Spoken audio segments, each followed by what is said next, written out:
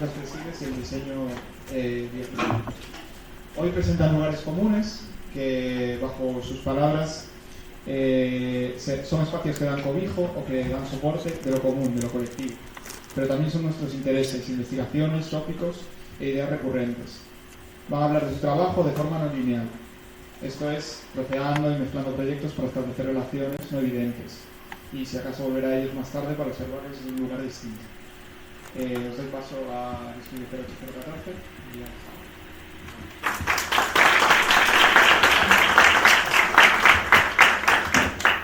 Hola. El punto para pasar. ¿No tenías hoja? Está ahí.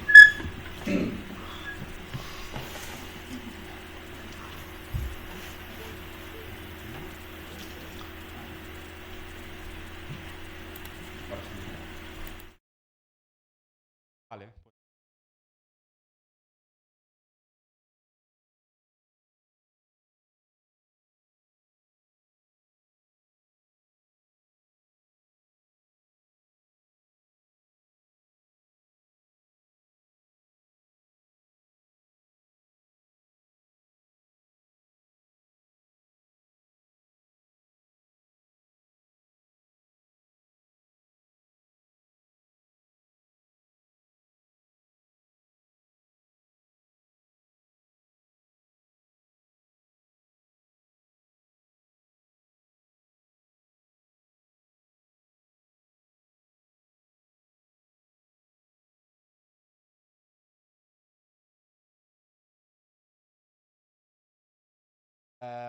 bueno, no sé.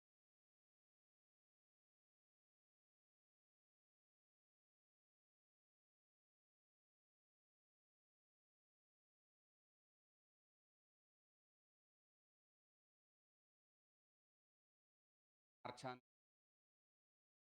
van muy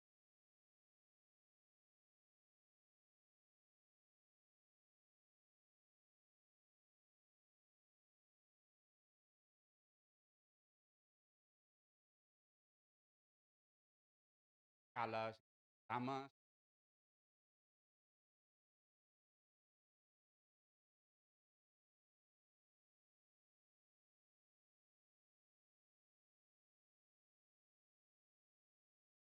Por lo demás, pues práctica.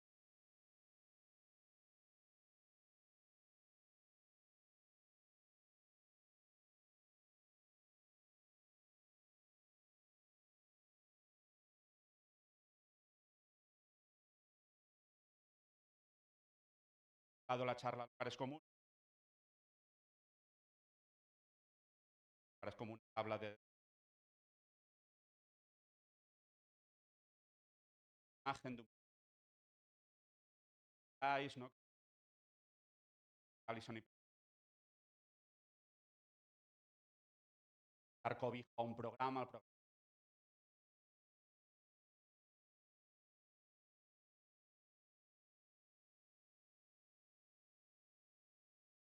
programación, arquitectura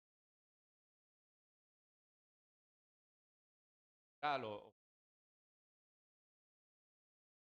hay un arquitecto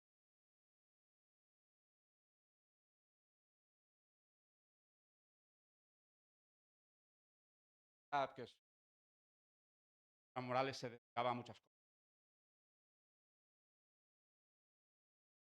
Hay una frase, parte de un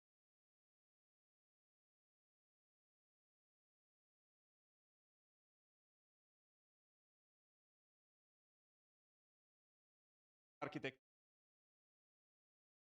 del área de la carga voluntaria de arquitectura antes de la arquitectura. Esta idea, ¿no? Añeja, de alguna manera,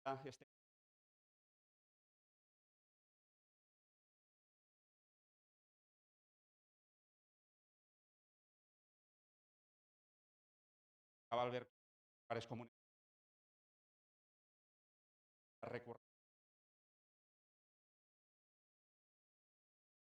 dándolo. Vamos a partir cuáles son, parando la charla, pues nos dan más o menos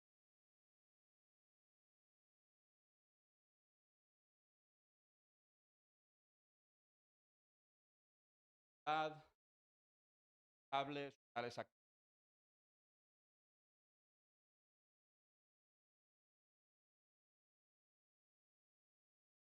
organizar un poco.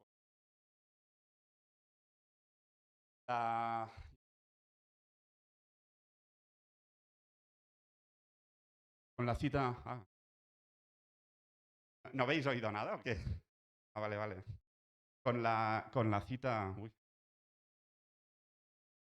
con la cita de Solá y con el proyecto de común.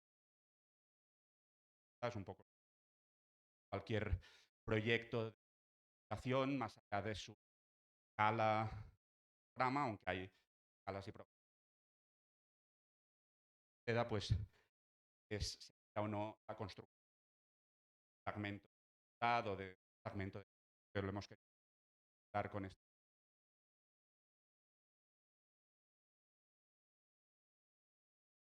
Bien, un proyecto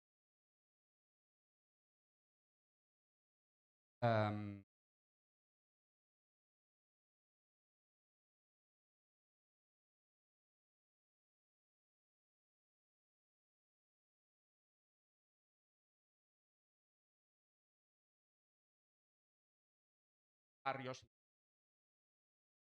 parte autónoma,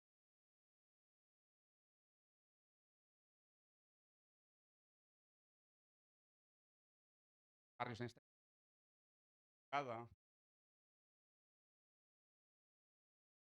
antes,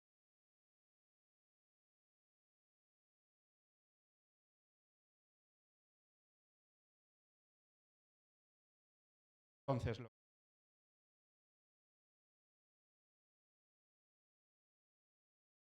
fragmentar para mano de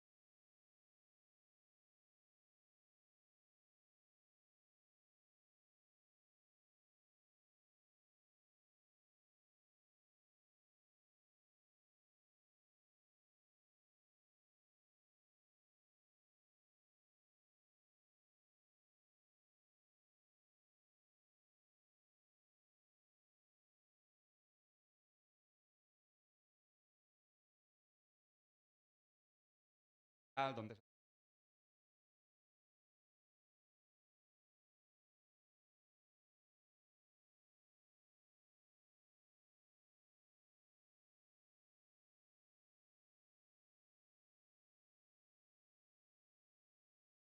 otro con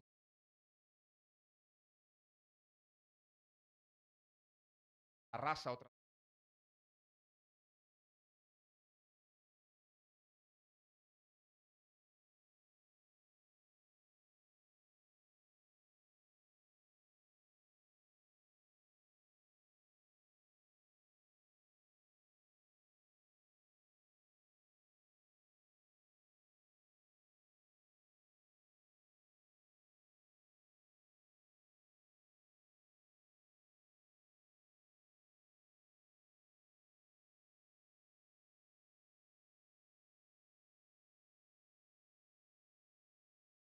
después también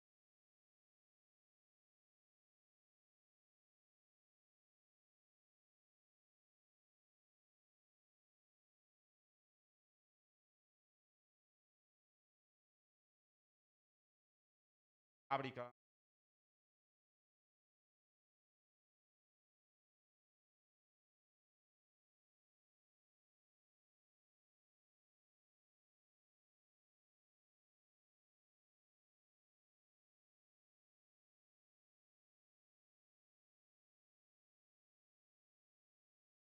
otros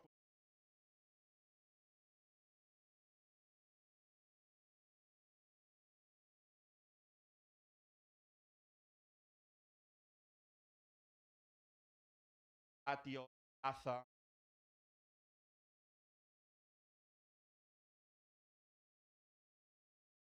Ágora, ¿no? Ágora era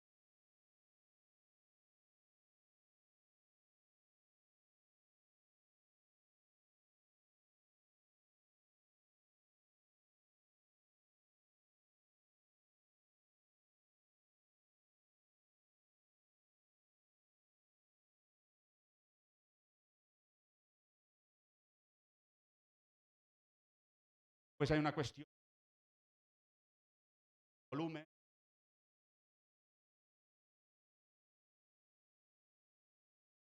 ¿no? Grande, ¿no?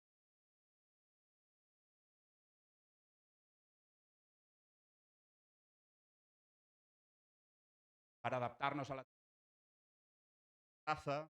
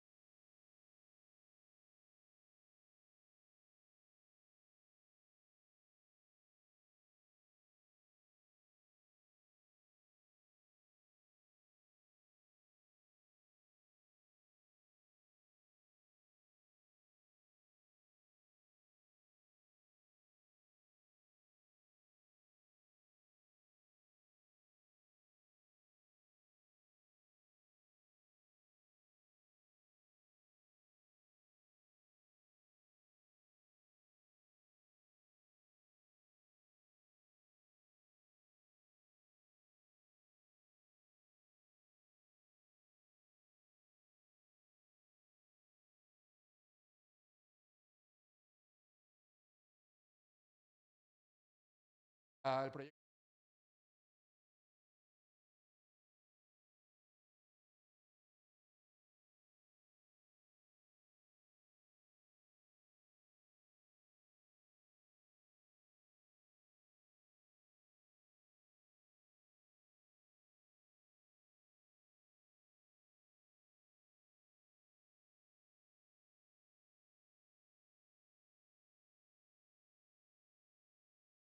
Callas,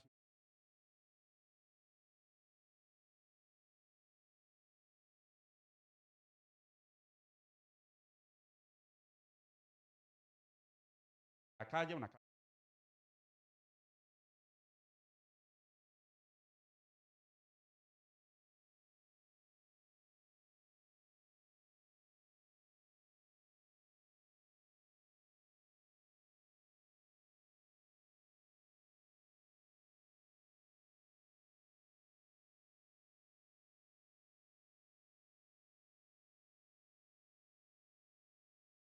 larga y la verdad.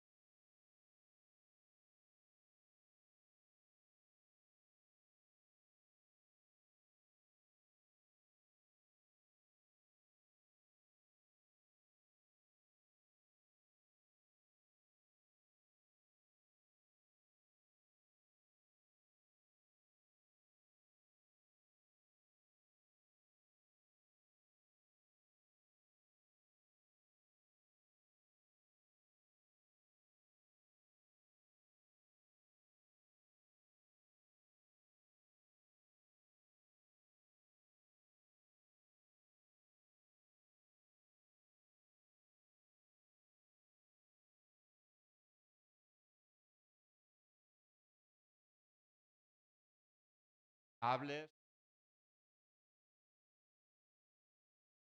ad build, también incorporarían el factor tiempo, o sencillamente estructuras abiertas, soportes muy polivalentes que por tanto también son muy adaptables en términos de uso y función y por tanto también serían una forma de entender la adaptabilidad. Un proyecto del estudio muy pequeño que hicimos ya bastantes años donde trabajamos sobre esta idea de conexión con la flexibilidad o la adaptabilidad es esta exposición, la exposición itinerante que hicimos para la Asociación de Jóvenes Arquitectos de Cataluña, donde lo que planteamos es un panel que se repite 12 veces y que adopta la forma del logo de los premios de la JAC, por lo tanto no teníamos que pensar en términos de forma, nos apropiamos de esta forma y que se puede unir con los otros 11 paneles de formas muy diversas, creando configuraciones más compactas, más estiradas, fragmentadas, etcétera, que permiten adaptar la exposición pues, a los distintos recintos por los que va a itinerar. Estos son los 3 ingredientes del plato, la forma que tomamos prestada, la materia, cartón alveolar ligero pero resistente, y el sistema de unión que resolvemos con unas solapas mecanizadas en el propio panel, con lo cual lo resolvemos sin interponer adhesivos ni fijaciones mecánicas de ningún tipo. Y este es el resultado, bueno, una de las posibles configuraciones, en este caso de la parada que hizo la exposición en el Col·legi d'Arquitectos de Cataluña. Este es otro proyecto, un proyecto muy teórico, donde la adaptabilidad se entiende desde una perspectiva totalmente distinta. Es un concurso que lanzó el Colegio de Arquitectos que pretendía generar un cierto debate colectivo en torno a cómo debían ser los centros educativos del futuro. Entonces nosotros no teníamos ni idea sobre arquitectura educativa y nos lanzamos un poco a ciegas, aún así fue una de las propuestas premiadas, y lo que planteamos fue esto, en realidad lo que planteamos fue esto.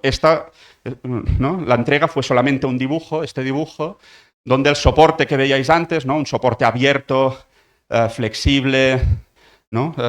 Adaptable a situaciones muy diversas, al final la arquitectura, digamos, de este soporte la configuraba la propia actividad, ¿no? Todas estas microsituaciones, ¿no? Arquitecturas efímeras, toda esta diversidad, digamos, que de algún modo conformaba el carácter, ¿no? El relleno dentro de este soporte flexible y adaptable.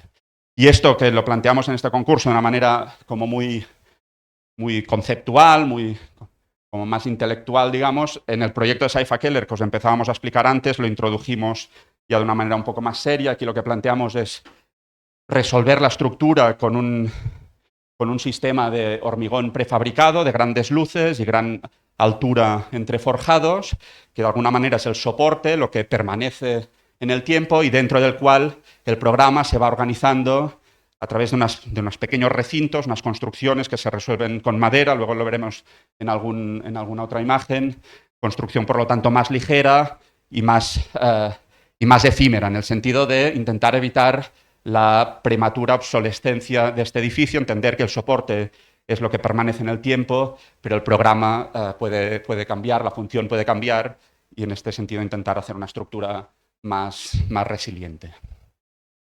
Bien, a la adaptabilidad casi como sistemas móviles o como estructuras abiertas le podríamos sumar otra interpretación, que son las estructuras espaciales sin jerarquía. Las estructuras espaciales como este sistema, que es el sistema empleado por un tipo de arquitectura vernacular muy interesante, que es la Casa Pallesa Ibicenca. La Casa Pallesa Ibicenca está formada por una estructura de muros de carga que definen unidades espaciales de unos 5 por 5 metros, una dimensión que venía fijada por la longitud de los troncos de sabina, que era la madera a disposición en aquel momento, y a través de la agregación de este módulo básico, que es la unidad habitacional mínima, pues se van creando conjuntos más o menos complejos en función de las necesidades de cada familia. Conjuntos que pueden llegar a formar pues, piezas grandes como esta casa en Sant Antoni de Portmany, que evidentemente a medida que crecen necesitan introducir patios interiores, como podéis ver aquí en planta. Estructura de muros y un sistema de estancias sin una jerarquía muy clara y estancias sin nombres y apellidos, ¿no? Por lo tanto, sin una determinación funcional de partida. Todo lo contrario de la vivienda estándar moderna, lo que Xavier Monteis llama la planta llavín, ¿no? Con una sala muy grande y unas habitaciones más pequeñas servidas por un largo pasillo, ¿no? Donde todo cumple una función muy específica y tiene la medida justa para esa función. La planta de la Casa Pallesa y Vicenca, podéis ver, es mucho más flexible y es mucho más adaptable. Y fue una referencia importante para nuestro proyecto de vivienda en Ibiza, que como podéis ver, pues es una planta, este esquema en planta es una estructura compacta, es una estructura que se organiza alrededor de 4 patios interiores y que genera una serie de espacios más o menos cuadrados, de proporciones y dimensiones más o menos parecidas, y donde, y esto es muy importante, se establece una correspondencia entre el sistema estructural del proyecto y el sistema espacial del proyecto. Y esto se ve bastante bien en estas fotos de dron que pudimos tirar del edificio mientras se construía, como por ejemplo esta de la cimentación, donde ya está todo, ¿no? Aquí podemos ver ya todo el edificio, los patios, las estancias, todo, ¿no? Y a medida que el edificio va subiendo, pues lo mismo, ¿no? Claro, este tipo de estructuras de muros configuran una espacialidad muy característica, que nada tiene que ver con los espacios modernos, ¿no? Que son, ya lo sabéis, espacios mucho más fluidos, mucho más continuos, etc., ¿no? Aquí hay unas lógicas marcadas por la estructura de muros que determinan una habitabilidad específica. Lo vemos en esta enfilada de habitaciones, ¿no? con la terraza de fondo, que de algún modo nos pueden recordar arquitecturas resueltas con estructuras de muros y que proponen relaciones parecidas entre los espacios. Bueno, más fotos, ¿no? De estas secuencias, ¿no? Esta es una foto interesante porque nos habla también de una cuestión importantísima en este proyecto, que es el elevado factor de forma de las viviendas. Son viviendas muy expuestas y desde el punto de vista del fotógrafo, que está en la calle, podemos ver uno de los 4 patios a través de 2 estancias interiores. O esta, ¿no? Que nos habla también de esta secuencia de espacios, ¿no? Con las estructuras de muros que van como determinando y los pasos que se resuelven con termoarcilla, que quisimos dejarla sin pintar para enfatizar un poco el carácter de esta estructura.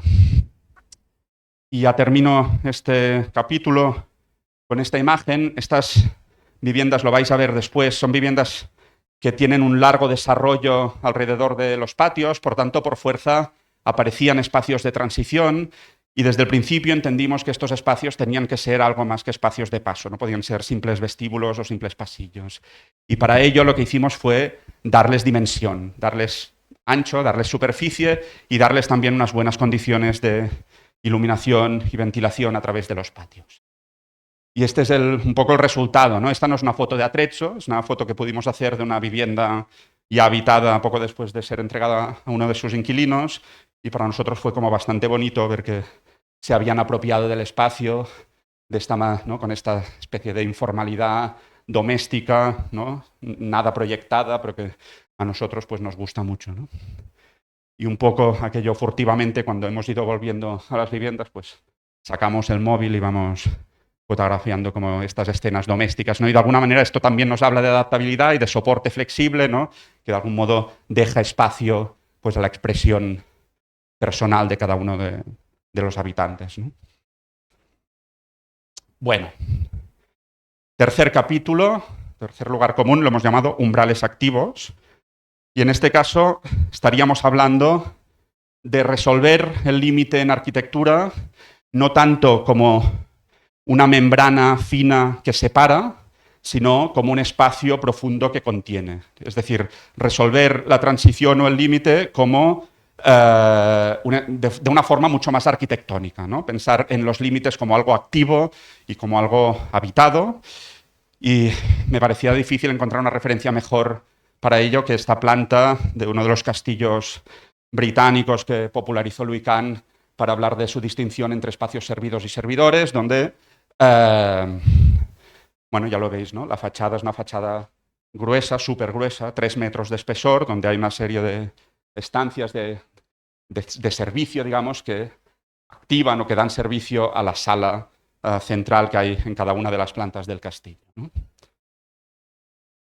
Bueno, nosotros esto, en la medida de nuestras posibilidades y de nuestras limitaciones, que son muchas, lo hemos intentado integrar en proyectos de escala distinta, etc. Por ejemplo, en esta pequeña reforma en el Guinardó, donde yo creo que lo importante de este proyecto son dos cosas. Una, esta idea de que a veces hay que empezar a proyectar no con el lápiz, sino con la goma, quitando la información de poco valor, ¿no?, que se ha ido añadiendo al proyecto. En este caso nos encontramos un interior lleno de falsos techos, de pladur, tabiques, etc. Hubo una primera operación de limpieza y en esta operación de limpieza descubrimos unos pórticos de hormigón, bien interesantes, constructivamente era una solución que estaba bien, era ordenada y que nos servía para organizar el espacio interior, apoyándonos en esta estructura y construyendo un sistema que a la vez era almacenaje y pues esto, divisorias que además nos permitían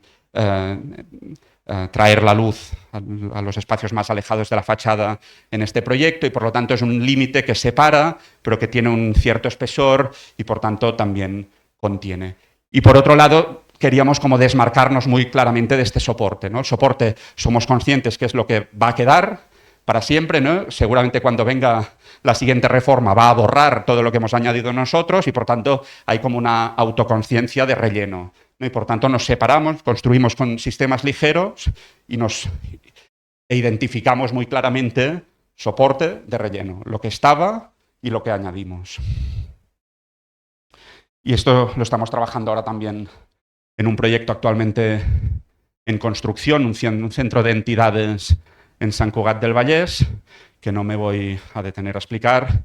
Básicamente son 2 estancias principales, una serie de estancias menores, y tanto las estancias principales como la fachada se resuelven con un doble muro de 70 centímetros que se aprovecha, pues de nuevo, ¿no?, para resolver las cuestiones de almacenaje, para crear banquetas, ventanas profundas, etc. Por tanto, de nuevo, trabajamos un poco con esta idea del límite equipado, que aquí daríamos un pequeño paso más, sería un límite equipado y en parte un límite activo o un límite habitable.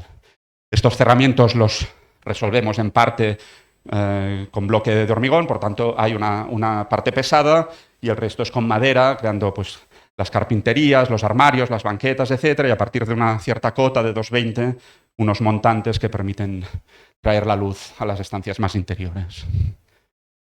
Esta cuestión del límite profundo la hemos trabajado también en proyectos de espacio público y de paisaje.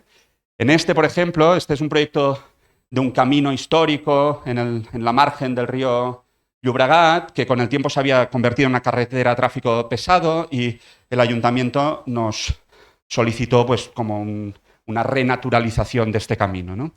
Entonces es un proyecto que se hizo con muy pocos recursos. Hay una primera operación, que es una operación de derribo de este límite, una balaustrada que se había construido en los años 80, y la solución del límite de una manera mucho más natural, dándole ancho y construyendo un sistema de terrazas que puntualmente incorporan escaleras que conectan los 2 niveles, ¿no?, el camino con los márgenes del río. Por tanto, de nuevo, la solución del límite, este límite, ¿no?, que en origen era mucho más mineral, más ingenieril y mucho más fino, se convierte en un límite más espeso, donde pasan cosas, y en este caso tiene que ver también con las terrazas agrícolas que caracterizan el paisaje del lugar, etcétera, etcétera.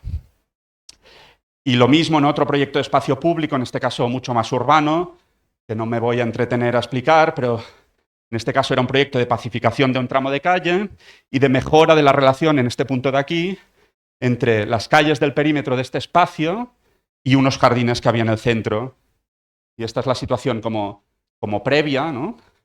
Veis que la calle era una calle que se había ido también, ¿no?, convirtiendo en una calle de tráfico pesado con el tiempo y que la relación con los jardines que quedaban en el centro pues, se resolvía a través de unos pasos muy estrechos. Y esto es lo que planteamos nosotros. Es un proyecto de pacificación de la calle, pero lo que ahora me interesa destacar es esta franja de aquí, que es la franja de transición entre la calle y los jardines, que es mucho más permeable que la situación anterior y que además se va configurando a partir de una serie de parterres y bancos que definen unos espacios más de estancia, por tanto, se rompe con la condición típicamente lineal de la calle, se genera una calle mucho más estática, un espacio que nos puede recordar más a una plaza que a una calle, a través de estos salones urbanos, que son espacios pues, para la socialización, para el encuentro, etc.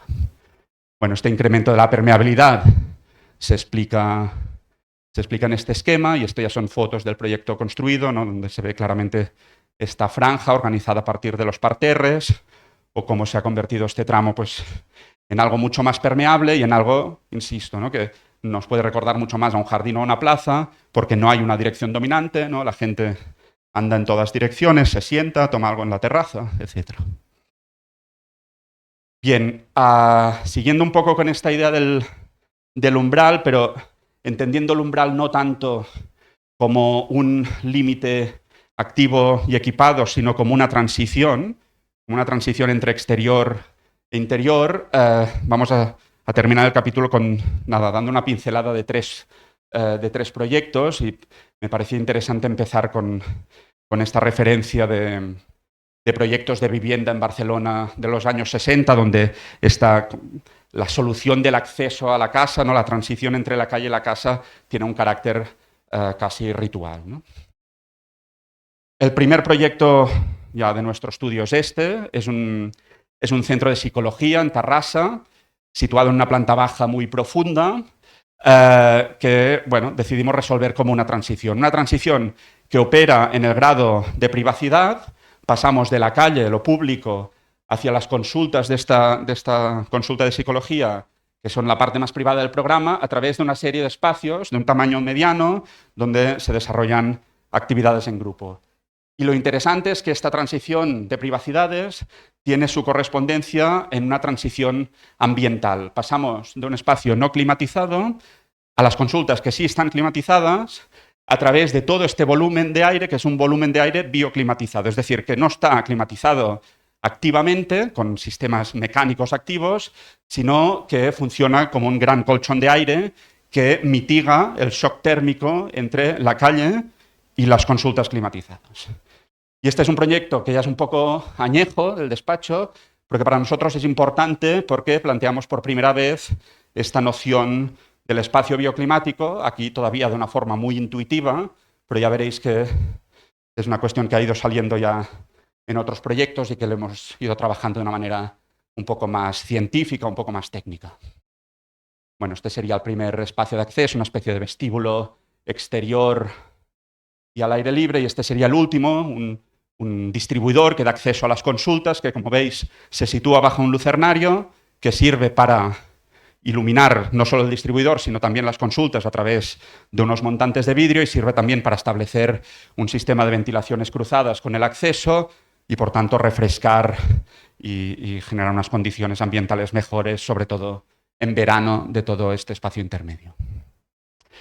Más o menos lo mismo en este proyecto de una vivienda en Barcelona, en una planta baja también profunda, no tanto, pero profunda, en un edificio entre medianeras, donde el espacio colchón, en este caso, es este de aquí, un espacio a doble altura, que podéis ver evacúa el aire caliente a través de un lucernario que queda conectado con un patio de vecinos. El espacio de acceso a la casa y este espacio intermedio, ¿no? Que de nuevo opera como un filtro a nivel de privacidad, ¿no? Separando la calle de las habitaciones más privadas de la casa, lo cual en un programa de vivienda pues, es importante, pero también opera como esto, ¿no? Como un colchón de aire no climatizado mecánicamente que regula las condiciones de confort de los espacios de la casa que sí lo están. Y para terminar que es de nuevo el proyecto en Ibiza, ¿no? Donde desde la puerta de acceso hasta el núcleo de escaleras, lo veremos luego en la planta, hay un desarrollo muy grande porque el núcleo se sitúa justo en el centro de la planta, por tanto, por fuerza, tenemos que hacer un largo recorrido y quisimos que este recorrido pues, fuera, como decíamos en los espacios de acceso a las viviendas, un espacio más ancho, con unas buenas condiciones de iluminación y de ventilación, y por lo tanto nos lo imaginábamos como un espacio de relación y de encuentro entre los vecinos. Se entiende, yo creo, bastante bien en esta axonometría, donde veis la jardinera, banco que explicaba al principio, hacia afuera, y veis este espacio de acceso con estas 3 ventanas abiertas a uno de los 4 patios del edificio. Bueno, cuarto lugar común, ya el último que voy a explicar yo, y luego le cedo el turno a Sandra. A este le hemos llamado arquitectura y clima. Hemos estado hablando de espacios bioclimáticos, luego Sandra va a hablar de cuestiones de renaturalización urbana, de ciclo del agua, de gestión de recursos, etc. Es decir, cuestiones que tienen que ver con la relación entre la arquitectura y su medio físico. Hay un autor que últimamente nos interesa, que es Philip Ram, que ha publicado en castellano La historia natural de la arquitectura, y Philip Ram defiende una arquitectura que establece un tipo de relaciones más físicas o más biológicas, es decir, una concepción de la arquitectura desde una perspectiva más física, más termodinámica, más biológica, y no tanto basada en cuestiones, pues, yo qué sé, sociales, históricos, culturales, etc. Esta confrontación entre una cosa y la otra, no sé si me gusta, pero sí que me gusta la idea de pensar la arquitectura de nuevo como una cuestión fundamentalmente física y termodinámica. Y queríamos empezar con esta caricatura de Saul Steinberg, ¿no? Una caricatura de la arquitectura moderna y de la intención de los arquitectos modernos de crear un estilo internacional, universal, ¿no? Igual en todos los 4 rincones del planeta, basado en una serie de materiales, de técnicas, etcétera, pero basado también, y esto es lo que nos importa ahora, en la creación de un clima artificial. Un clima neutro, un clima universal y un clima basado en el empleo de recursos fósiles. Bueno, yo creo que en el contexto actual de crisis medioambiental y de agotamiento de recursos fósiles, pensar en una arquitectura universal a nosotros nos parece una locura, ¿no? Nos parece que tendría que ser al contrario, tendríamos que tener una mirada de nuevo hacia una arquitectura vernacular, entendiendo que los tiempos ya no se pueden repetir, digamos, pero entender sus técnicas, sus sistemas, sus estrategias, ¿no?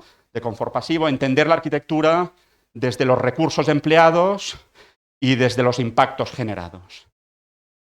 O dicho de otra manera, entender que una casa en una isla del Mediterráneo no puede ser igual que una casa en Finlandia. Y esto es un poco lo que queríamos explicar con esta pareja de imágenes. Los que se han dedicado a estudiar estas cosas, estas relaciones entre arquitectura y clima, reducen al final la cuestión a 2 tipos básicos. Uno, en climas fríos, donde la arquitectura se desarrolla en torno a una fuente de calor, llámese fuego, estufa, chimenea, lo que sea. Y otra, en climas cálidos, donde la arquitectura se desarrolla en torno a un sumidero de calor. Llámese patio, porche o cualquier otro tipo de espacio ventilado.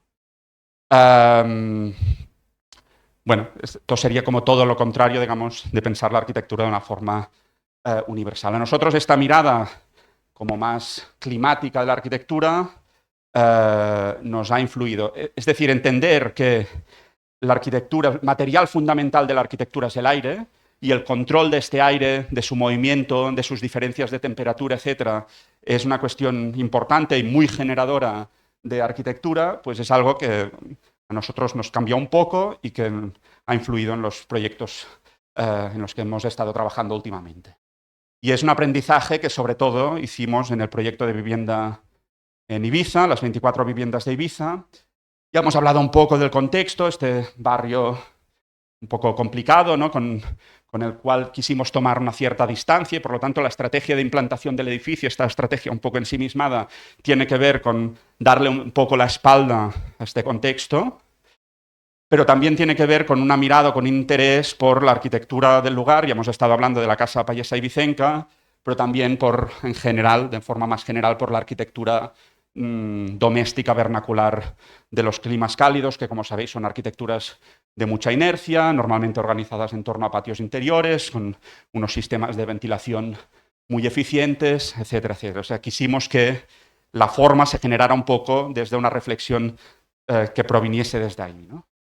Y de esto salió esta planta, dibujada así de forma súper esquemática, que es una estrategia de implantación bastante arriesgada, que para nuestra sorpresa pues nos sirvió para ganar el concurso.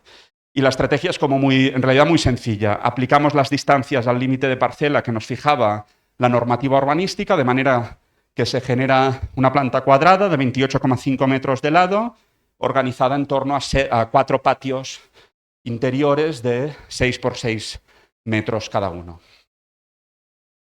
Una organización, ¿no?, compacta, en torno a patios interiores, etcétera, que de nuevo nos puede recordar, por ejemplo, a este conjunto de casas, en este caso del norte de África. Esta es la planta. En la planta hay 8 viviendas, el núcleo, como decía antes, se sitúa en el centro, y la organización es muy sencilla. Las viviendas se agrupan en pares alrededor de los patios. Las viviendas abrazan los patios, de forma que a cada vivienda le corresponden 2 fachadas a cada uno de estos patios.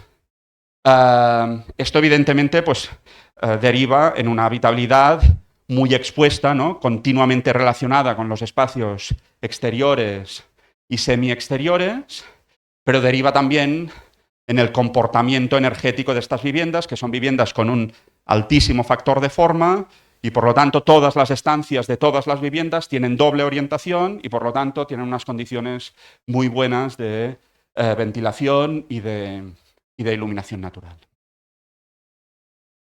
Bueno, esta es una foto desde aquí, ¿no? Desde esta. Estos son las salas, ¿no? Sala, sala, sala, ¿no? Así en todos, ¿no? Y la sala es como la rótula, ¿no?, de esta L, como la rótula, ¿no? Y aquí estamos pues, haciendo la foto desde la rótula. Yo creo que una foto explica bien esta relación como muy expuesta entre las estancias interiores y en este caso el patio, ¿no? Este es un cuadrante de la planta, ¿no?, una vivienda de un dormitorio y la otra de 2 dormitorios. Aquí están estos espacios de acceso a las viviendas que decíamos antes, ¿no?, estos espacios de transición, pero que son algo más que pasillos, ¿no?, donde también colocamos la cocina, por cierto. Bueno, una foto que yo creo que explica bastante bien el tipo de habitabilidad que se está proponiendo, ¿no?, una habitabilidad muy conectada con los espacios exteriores, ¿no? Esta es una foto de un dormitorio que a través de esta puerta ancha se conecta con el distribuidor de acceso, con lo cual tenemos todos los elementos importantes de la sección transversal, ¿no?, el patio, el pasillo distribuidor, el dormitorio y la calle. Y creo que es bonito compararla con esta otra, que es un collage que presentamos para el concurso, donde están los mismos elementos: el patio, la habitación, el corredor y la calle, es decir, invirtiendo la posición del dormitorio y el corredor, porque en el concurso, en la primera planta del concurso, las distribuciones las situábamos en el perímetro interior y luego esto lo cambiamos. Pero en realidad esta condición como muy expuesta de las viviendas, pues la conseguimos mantener hasta el final, ¿no? El volumen esquemático del edificio, un volumen en apariencia muy compacto, pero que en realidad no lo es, ¿no? Una cuarta parte del gálibo de este edificio es el aire que está contenido dentro de estos 4 patios, que se convierten en atrios bioclimáticos gracias a un sistema de cubrición formado por una estructura de madera, unos cerramientos de vidrio y unas protecciones solares textiles que permiten alcanzar el confort en las viviendas sin necesidad de instalar un sistema de climatización activo. Y esto es importante por 2 razones. Una, porque, no lo he dicho, normalmente hablo del promotor en este proyecto porque es fundamental, pero como hemos hecho esta organización un poco rara, pues no he hablado. Este es un proyecto para el IBABI. Buscaros el croquis del IBABI, no sé, mirad el trabajo que ha estado haciendo el Instituto Balear de la Vivienda los últimos 5 o 10 años, porque yo creo que vale mucho la pena.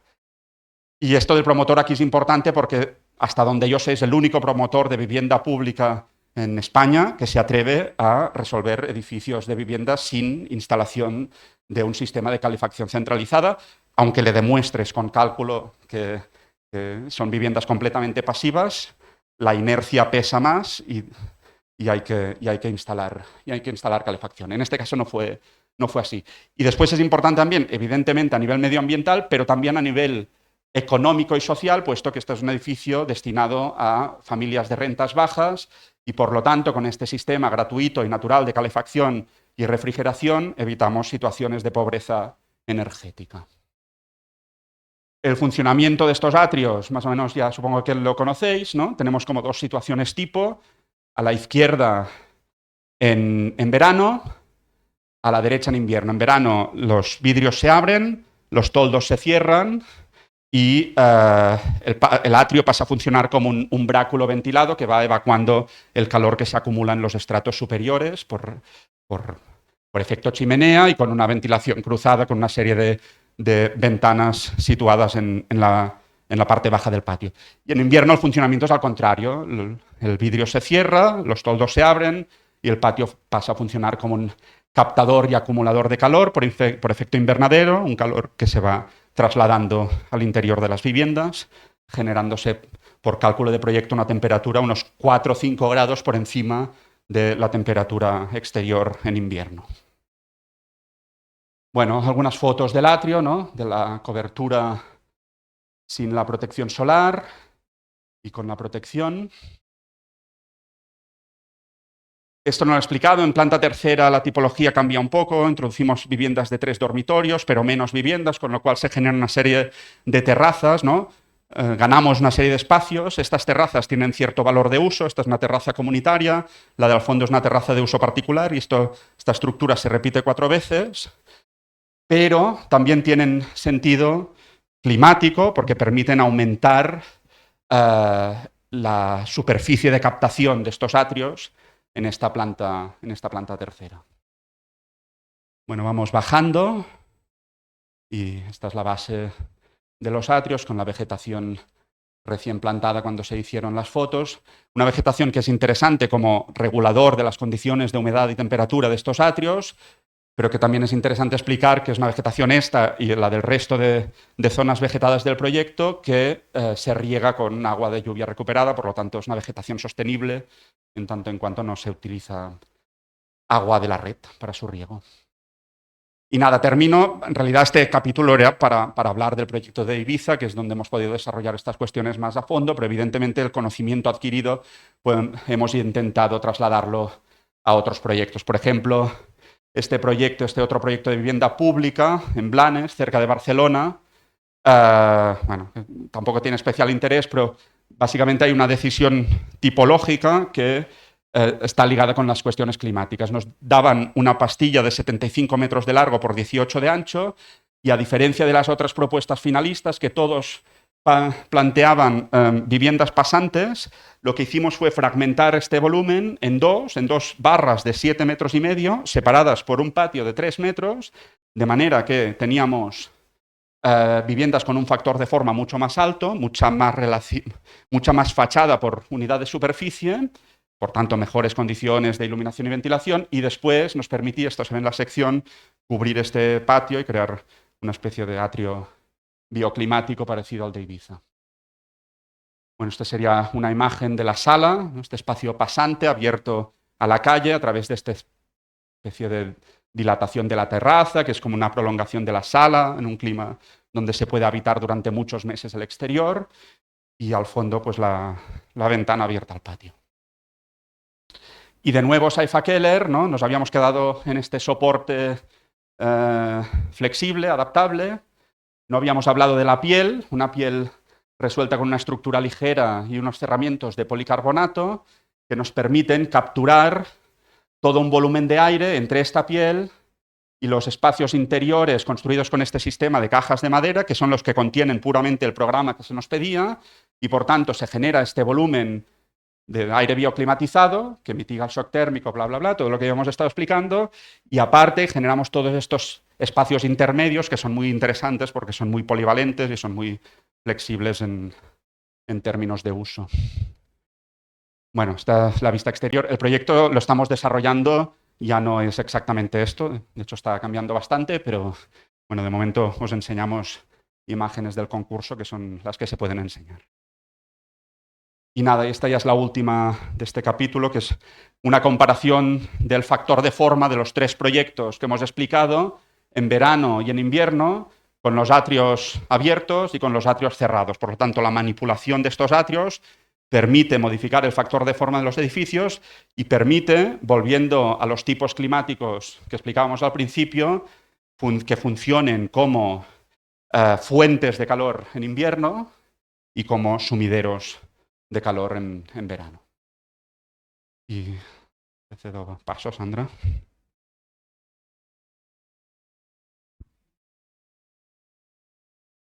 Vale.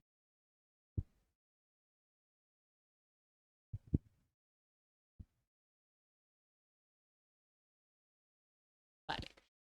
Bueno, pues al quinto capítulo le hemos hablado de eficiencia de recursos. Ese es un tema que está muy vinculado con los materiales y los sistemas constructivos que elegimos a la hora de, que vamos a utilizar, ¿no?, en nuestros proyectos.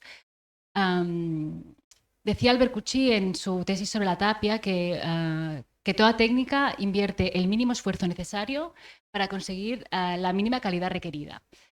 Eso, fundamentalmente es algo que aplica a las técnicas tradicionales, ¿no? Las técnicas tradicionales nos han llegado a través de una depuración de esfuerzos. Es importante tener en cuenta por esfuerzo no solo la mano de obra que se invierte en ejecutar pues los sistemas constructivos, sino pensar también en el esfuerzo necesario para la producción de los materiales que necesitamos para construir esos sistemas, ¿no?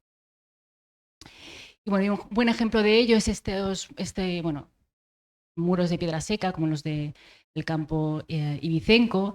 Estos son elementos que delimitan diferentes propiedades agrícolas o diferentes ámbitos topográficos, pero son también lugares de acopio de las piedras que se van retirando cuando se limpia el terreno y se prepara para el cultivo. Además son construcciones muy, muy eficientes porque se construyen con un solo material, que es la piedra del lugar, la piedra que va apareciendo en el mismo terreno. Se coloca sin mortero, por geometría, y además adaptando sutilmente la técnica pues, al material disponible, ¿no?, la calidad de la piedra que va saliendo. Bueno, el tema de la gestión de recursos con el objetivo de minimizar el impacto de la construcción fue un tema que tuvimos muy en cuenta en este proyecto, que ya ha salido antes, que es la regeneración paisajística del Camí de Cabrianas, en Sallent. Aquí fue la primera vez que nos propusimos trabajar con un mapa de recursos, con el objetivo de utilizar o bien materiales locales, es decir, del lugar, o bien materiales reutilizados. Como por ejemplo en los gaviones que conforman los muros de contención del proyecto, en los que rellenamos en la parte oculta, en la que no se ve en la imagen, con los escombros del derribo de la propia obra. Como ya comentaba antes Adrià, teníamos esta balaustrada que derribamos y los pavimentos de hormigón. Entonces este escombro lo que hicimos fue aprovecharlo para rellenar la base de estos gaviones. Y la parte vista, que es la que veis, es una piedra de una cantera local del mismo pueblo, o sea, a metros, ni siquiera 1 kilómetro de allí mismo, que es la piedra de Sallent. Además, estos gaviones se asientan sobre una base que construimos con árido que venía que cogimos en las vías del tren de Manresa, que es una localidad a pocos kilómetros, aprovechando que se estaban haciendo obras de renovación en las vías. También tenemos los bancos, que estos son bancos de la misma cantera, la cantera que os he comentado, la cantera local. Es piedra de Sallent, colocada a peso, sin procesar. Fuimos a la cantera, entonces lo que hicimos fue pues, medir las piedras que tenían ahí disponibles, que más o menos tuvieran unas dimensiones que nos cuadraran como bancos, las cogimos y las depositamos en el lugar donde hayamos decidido. Y luego ya el resto, pues básicamente es movimiento de tierras, la tierra compactada con cal para la resolución de los pavimentos y travesaños de madera que utilizamos para los peldaños de las escaleras y los asientos de algunos bancos que van apareciendo en los muros de contención de los gaviones. En el proyecto del Passeig Comte Égara también aquí nos propusimos reutilizar algunos de los elementos de la urbanización anterior, algunos con cierto valor patrimonial, más que patrimonial quizá de memoria para los egarenses, para los habitantes de Terrassa, y otros simplemente mobiliario urbano que nosotros consideramos pues, que no había llegado al final de su vida útil, a pesar de que de la necesidad de renovación del ámbito a nivel urbano. Bueno, perdón, aquí veis todos los elementos que fuimos reutilizando, y en negro hemos marcado pues la posición final en el proyecto. Por ejemplo, esta fuente, fue fuente durante unos años, hacía ya mucho tiempo que había dejado de trabajar como fuente, y nosotros lo que hicimos fue recolocarla y reconvertirla en parterre vegetal. O los bancos de piedra también, que estaban colocados en la urbanización anterior, y nosotros lo que hicimos fue como insertarlos en los nuevos bancos de cerámica que construimos. O el pavimento de adoquín, esto era algo que no teníamos pensado en proyecto porque no lo sabíamos, pero cuando empezaron las obras, durante la fase de derribo, pues apareció el pavimento de adoquín original de la urbanización anterior, y decidimos pues aprovechar parcialmente parte de este material, creando esta especie de alfombras que quedan inseridas en el pavimento cerámico. Bueno, el tema de la gestión de recursos o de la elección de materiales con el objetivo de minimizar las emisiones de CO2 durante la fase de construcción del edificio fue un tema bastante importante en este proyecto. Y de hecho conseguimos reducir en más de un 30% las emisiones de CO2 si comparamos nuestro edificio con un edificio de las mismas características y construido con materiales y sistemas convencionales. Esto fue gracias a utilización de materiales de baja huella, como por ejemplo la cerámica. Toda la cerámica del proyecto está fabricada en hornos que utilizan la biomasa como combustible. Luego sustituimos todo el cemento de mortero por mortero de cal. Utilizamos madera para estructura horizontal, carpinterías, persianas o la estructura de los atrios. El aislamiento de las fachadas lo resolvimos con algodón reciclado. El aislamiento de cubiertas lo resolvimos con posidonia. Y luego también reutilizamos la tierra de la excavación, que es un tema que luego explicaremos. Pero quería empezar con este, que yo creo que por singular vale la pena explicarlo, que es la actualización, diríamos, de un sistema constructivo de la arquitectura tradicional de Eivissa y Formentera, que hace ya mucho tiempo que está en desuso, que ya nadie utiliza, que es el aislamiento de cubiertas con posidonia. Bueno, hay que decir que de hecho los dos únicos recursos locales en este caso que pudimos utilizar fue la posidonia y la tierra de la excavación. Y esto es así porque en Eivissa ya hace mucho tiempo que no existe una industria de la construcción como tal, es decir, ningún material se fabrica en Eivissa. Eso quiere decir que todos los materiales hay que importarlos, vienen fundamentalmente de Península, alguno de Mallorca. De hecho, prácticamente toda la mano de obra también, es decir, que tuvimos que importar muchas cosas para hacer este proyecto. Así que las emisiones de CO2 vinculadas al transporte es un peaje inevitable por construir allí. En todo caso, bueno, la posidonia sí que es un recurso local, como lo veis en la imagen. Esto es Platja d'Embossa, está a pocos metros del solar, y la posidonia se acumula en las costas de toda la isla todas las primaveras. Y nosotros la pudimos recoger, pues eso, como veis, a pocos metros del proyecto. La veis allí en el fondo, en marrón, esa es la posidonia. También puedes ver en esta misma foto, en primer plano, a la derecha, en la esquina, esa es la tierra de la excavación acumulada, que es el otro recurso local, que luego explicaremos. Es decir, que en esta foto vemos los dos recursos locales que pudimos utilizar. Para poder utilizar la posidonia hay que secarla, ¿no? Se coge esta húmeda, hay que secarla. Nosotros lo hicimos en capas finas sobre láminas geotextiles. Y luego lo que hicimos fue pues, introducirla en bastidores de madera, y lo que hicimos fue presionarla hasta conseguir una densidad concreta, que es 185 kilos metro cúbico.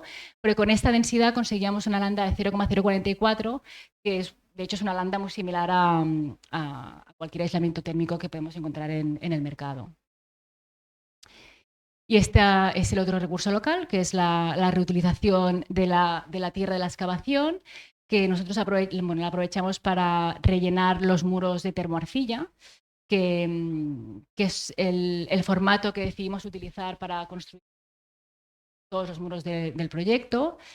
Fundamentalmente ese formato, bueno, es largo de explicar, pero uno de los motivos por el que lo utilizamos fue por la disponibilidad. Disponíamos de este material.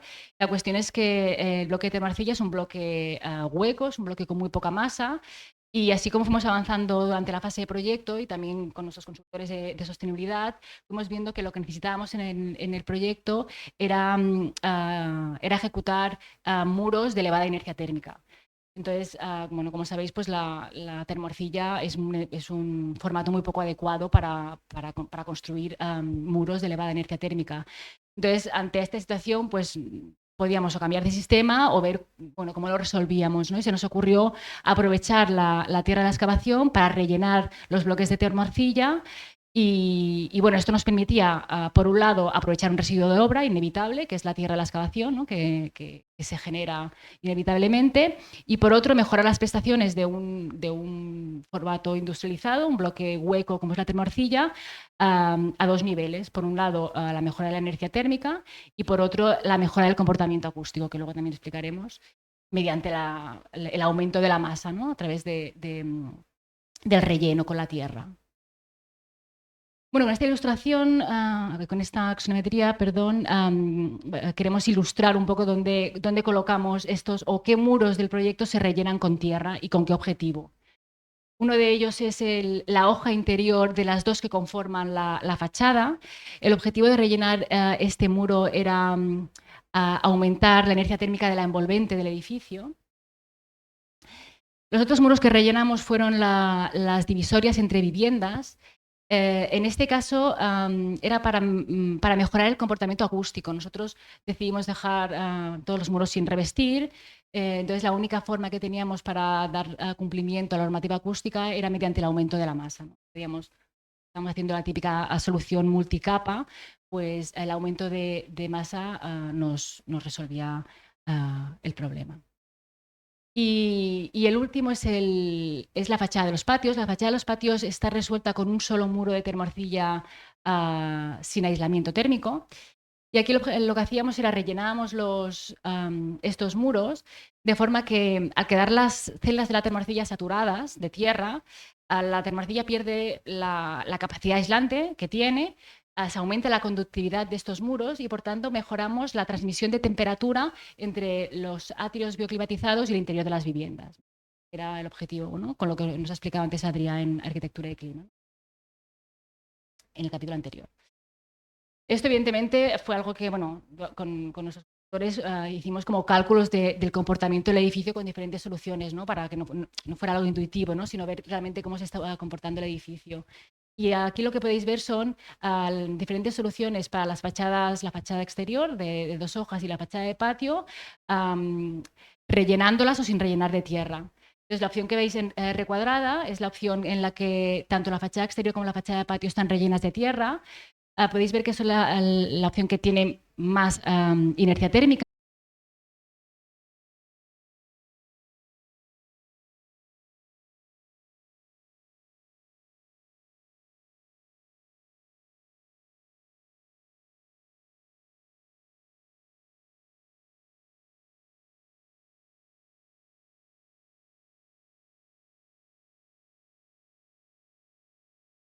Se va rellenando con la tierra. Al final, con esto lo que estábamos haciendo era pues transformar un muro, ¿no? ejecutado con un bloque industrializado de cerámica en una especie de muro de BTC, ¿no? Un muro de bloque de tierra hecho in situ con materia local, ¿no? Con la tierra del lugar.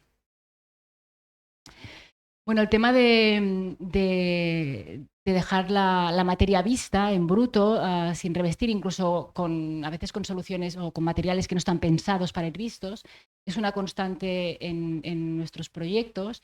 Y esto también está relacionado con la idea de la eficiencia de recursos, ¿no? Es decir, de utilizar materiales o elementos que cumplen una función fundamental de la arquitectura, ¿no?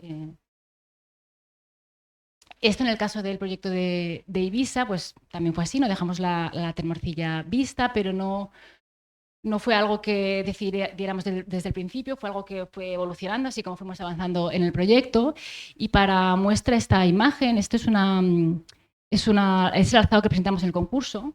De hecho, la planta cambió un poco entre el concurso y la planta que finalmente construimos, pero Pero el alzado, como podéis ver, sí que estaba todavía como muy anclado a una imagen de arquitectura moderna, ¿no? Es decir, grandes huecos colocados al tresbolillo, cerramientos que parecen estar desvinculados de la estructura, plantas bajas diáfanas.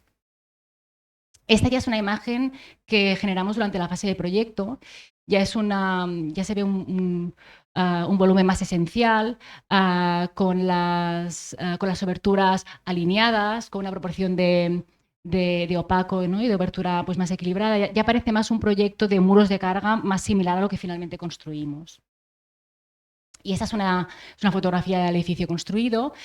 En esencia o en proporciones hay pocos cambios respecto a la imagen que habéis visto hace un momento, pero donde lo que sí cambia es en la materialidad.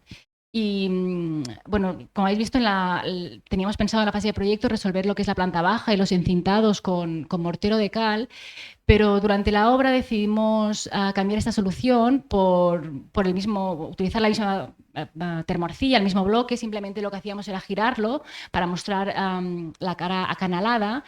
Esto nos permitía aprovechar un material que ya teníamos en obra. Recordad la dificultad, ¿no? de importar material cada vez que, ¿no? Cada material nuevo pues ¿no? Son emisiones y es material que viene de fuera, y ahorrar en un material que no era imprescindible en este caso, ¿no? Como era el mortero de cal.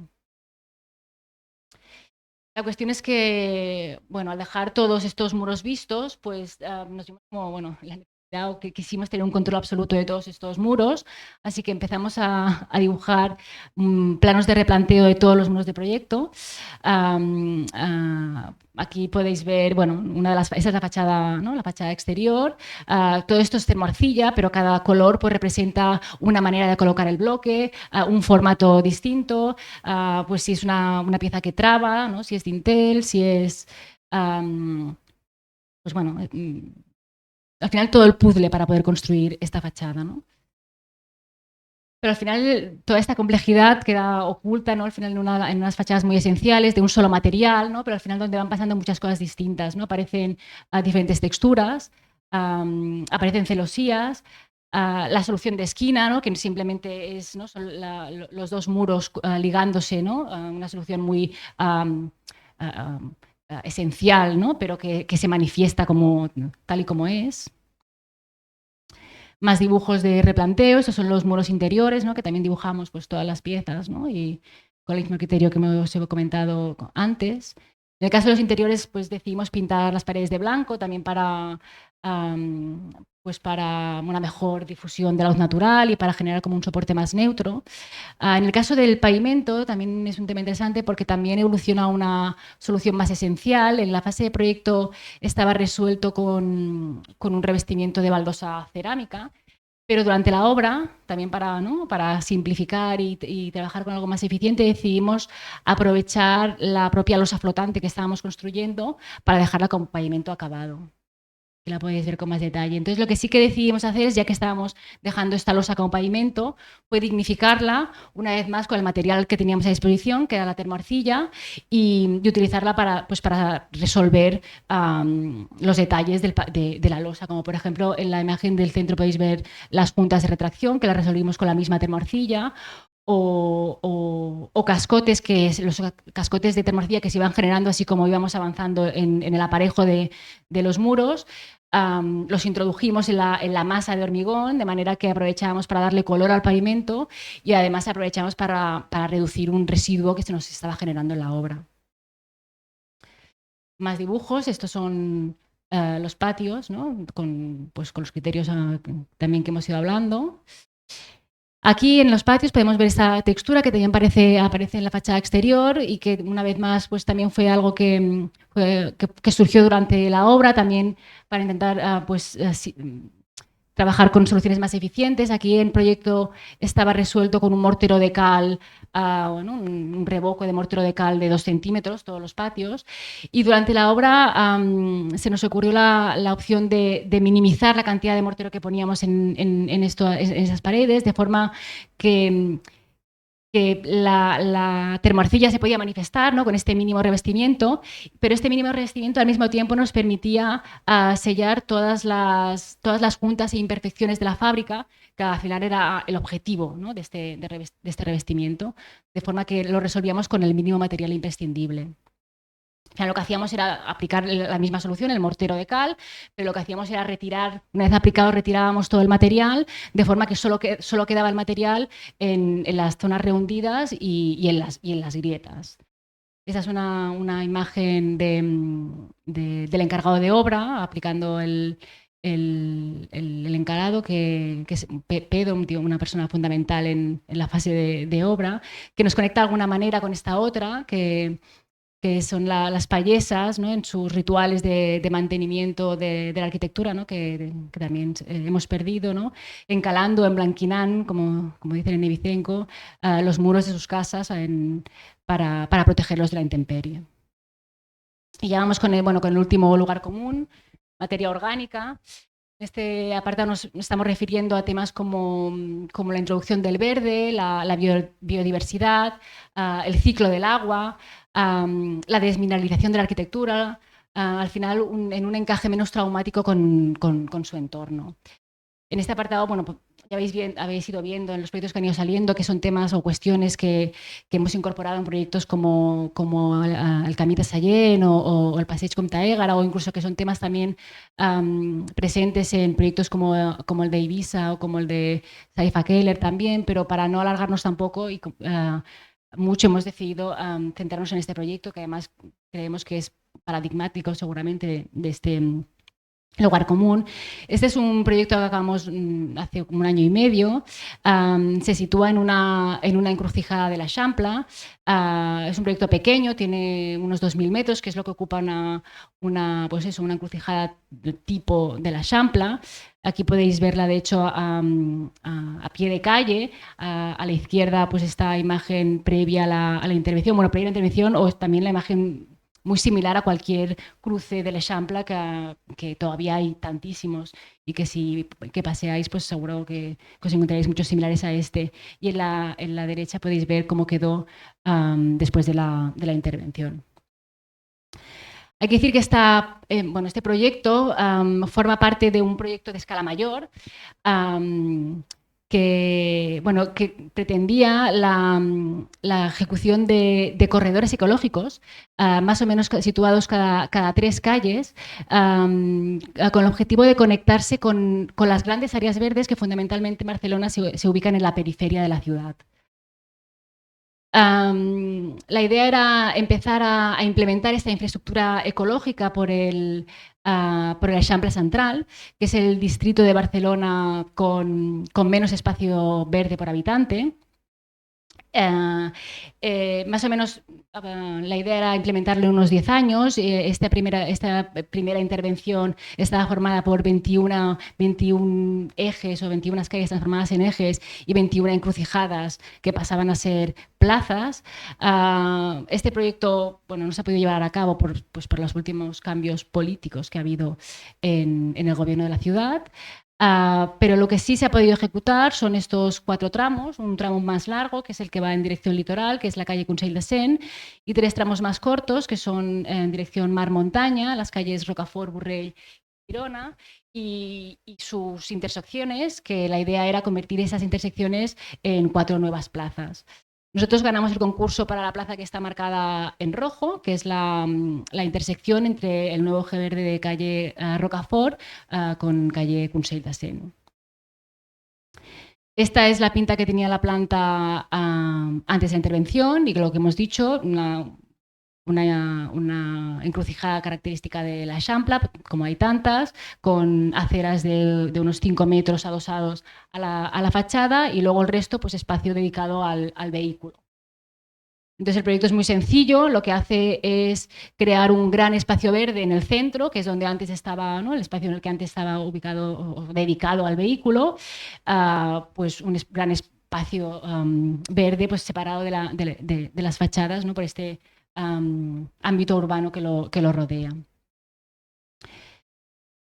Bueno, para poder crear este espacio verde, lo primero que había que hacer era sanear este centro. Entonces lo que hacíamos era a retirar todo lo que son el asfalto y las bases y aportar tierras nuevas en más o menos 1,5 metros de profundidad. O sea que en el fondo este gran espacio central trabaja como un gran parterre de 30 por 30 metros en el centro de la encrucijada.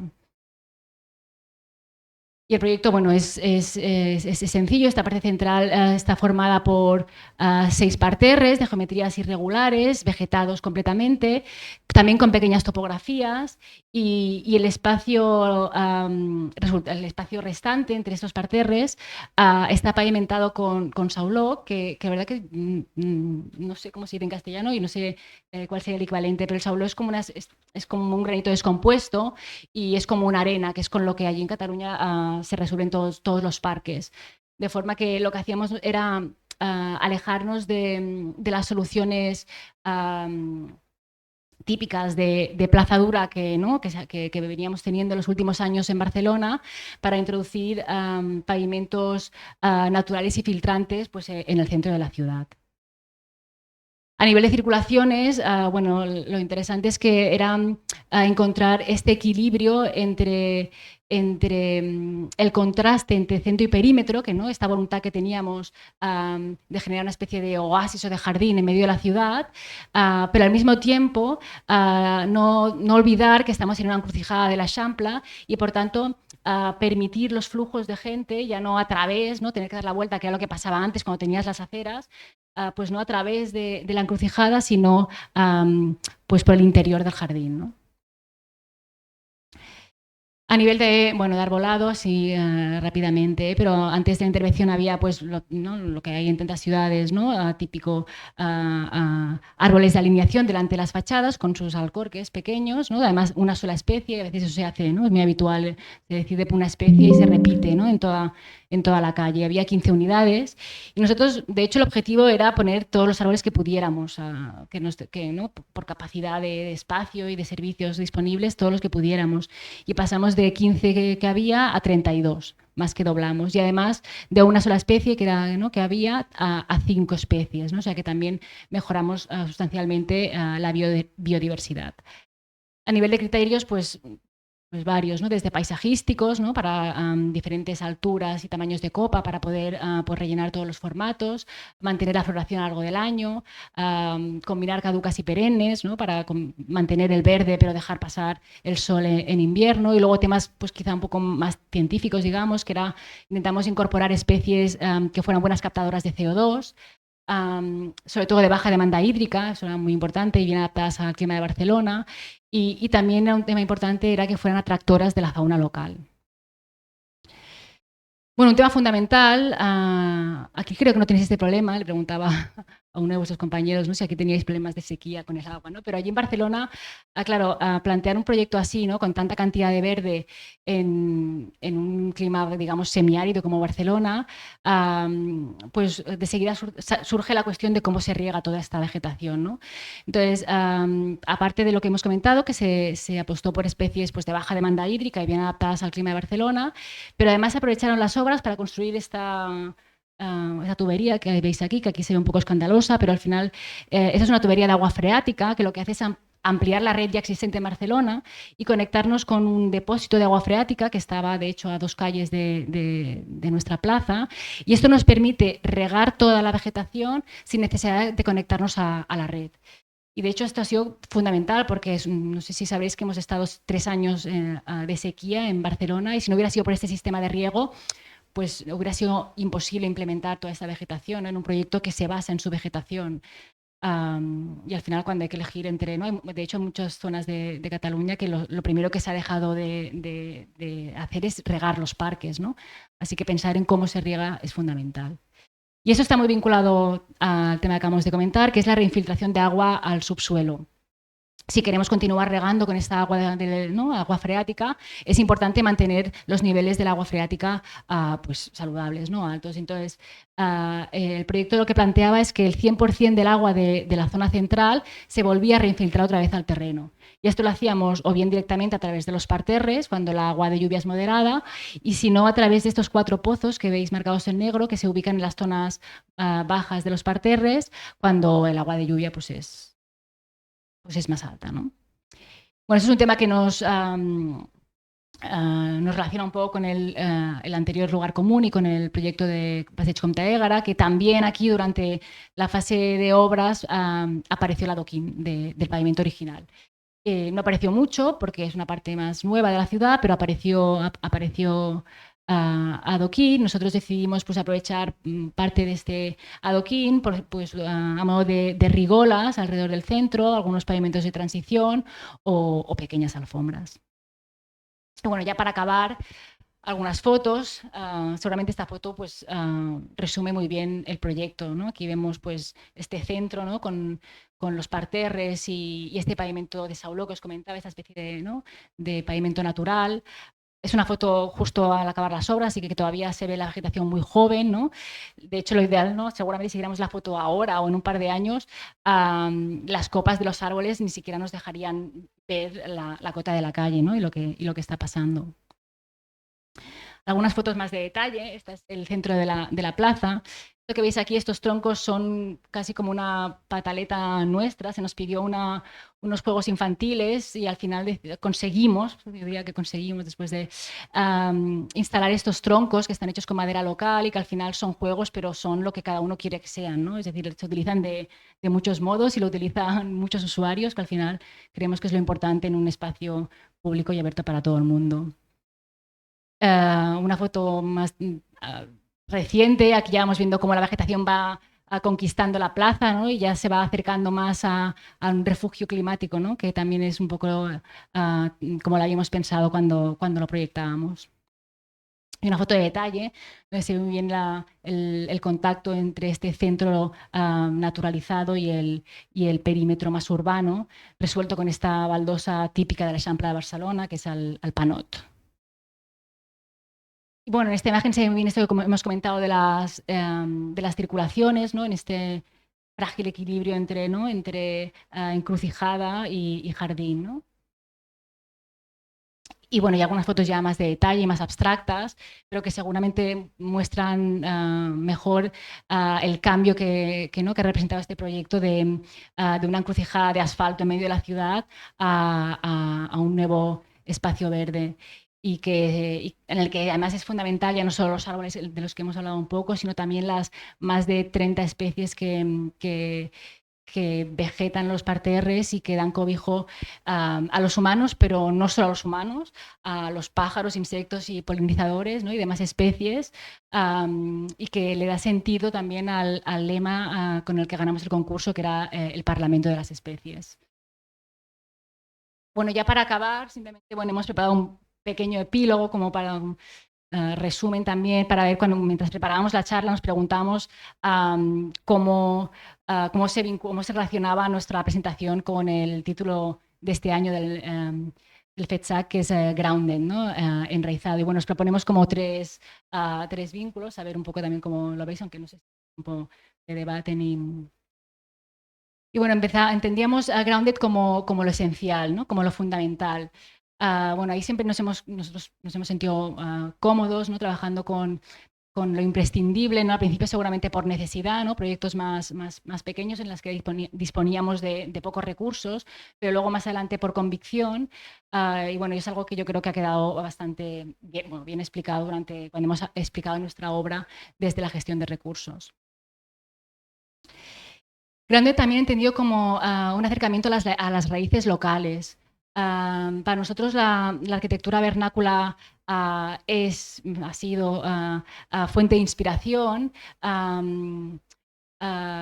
Nos interesa mucho la arquitectura sin arquitectos, ¿no? como un lugar de aprendizaje, y siempre que hemos podido, nos han dejado, hemos procurado adaptar sus soluciones pues, a un tiempo y a una situación pues, muy distintas.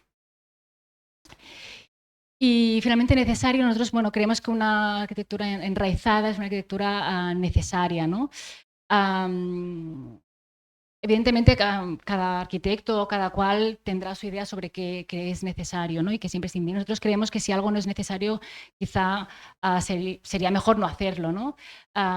Para nosotros, los ejes social y medioambiental creemos que hoy en día son parte indiscutible de la práctica de arquitectura, y nosotros hemos tenido la suerte de trabajar en encargos, si no necesarios, al menos sí útiles a nivel social y medioambiental. Así que bueno, creemos que Grounded enlaza con estos tres conceptos, ¿no? Es lo esencial, lo local y lo necesario, y que sin ser ninguno de los 6 lugares comunes que os hemos explicado, creemos que sí es algo que ha ido apareciendo a lo largo de la charla. Y bueno, ya está, hasta aquí. Gracias.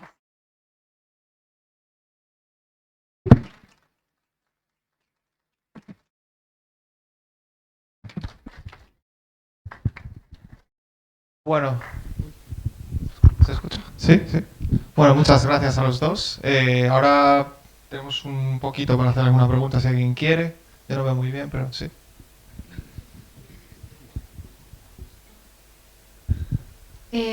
Hola. Bueno, primero enhorabuena por la charla y los proyectos. Increíble. Vale, y lo segundo es que cuando estabais explicando el proyecto de 24 viviendas, yo estaba flipando porque, o sea, yo estoy en la asignatura de instalaciones y lo único que damos es normativa. Entonces como que me sorprende que podáis llegar a tener estas decisiones de pues no climatizar de manera mecánica o la elección de materiales y tal. O sea, ¿habéis tenido problemas con eso? ¿No? ¿Y cómo hacéis como para que os dejen hacerlo? Esta es buena.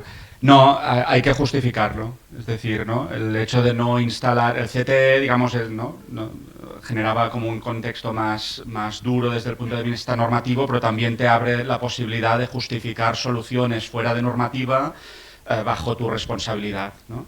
Y en este caso lo que hicimos nosotros fue rodearnos de un equipo técnico muy potente, una consultoría de sostenibilidad muy conocida en Barcelona, que es Societat Orgànica, y otros, digamos, que nos dieron el apoyo técnico necesario para justificar, por ejemplo, supongo que te refieres al tema de la climatización natural y los atrios bioclimáticos, pues que el edificio generaba unas condiciones de confort suficientes, incluso en las viviendas más desfavorables, los 365 días del año sin instalación de un sistema centralizado y mecanizado de climatización artificial.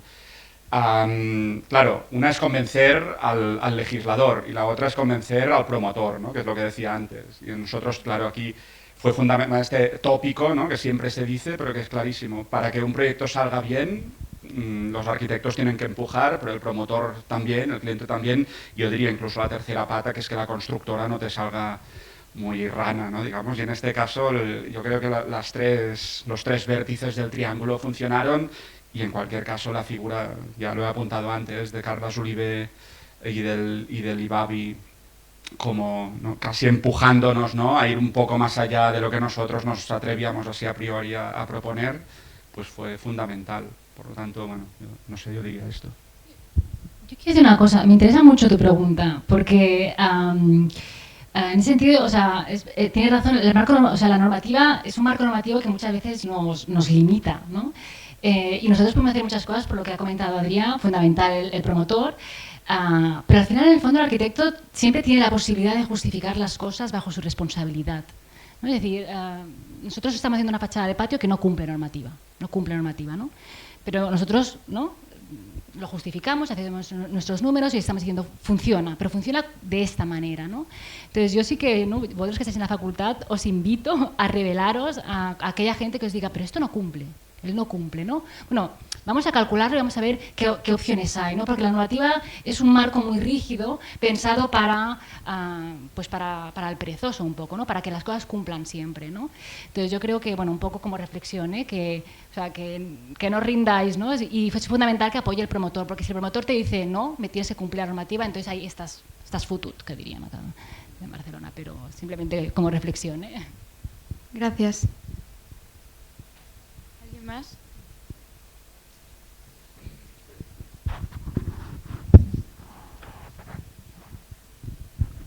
Bueno, lo mío es solo un comentario personal, que muchas gracias por estar aquí hoy y por haber hablado de tantas cosas en tan poco tiempo y que para mí sois unos referentes actuales y que muchas gracias por haber sabido explicar también la generosidad, cariño y cuidado que tratáis a las personas y al medio. Simplemente eso. Gracias.